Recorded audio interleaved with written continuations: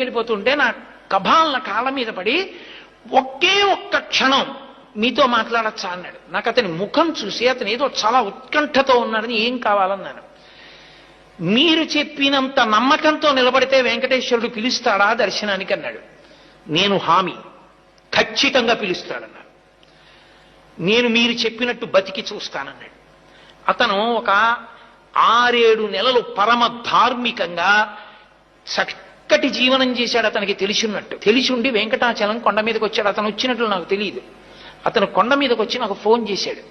ఏమని ఫోన్ చేశాడంటే, నేను కొండ మీదకి వచ్చాను, మహాలఘు దర్శనం జరుగుతోంది, నిన్ను నమ్మి ధర్మాన్ని పట్టుకున్నాను, గురువుగారు చెప్పారు ధర్మం పట్టుకుంటే నువ్వు దగ్గరికి తీసుకుంటా ఉన్నారు, నన్ను కూడా తోసేస్తారా, నన్ను దగ్గరికి రానివ్వవా, నువ్వు నన్ను దగ్గరికి రానివ్వకపోతే ఇక నా శేష జీవితంలో ధర్మం పట్టుకోను, నువ్వు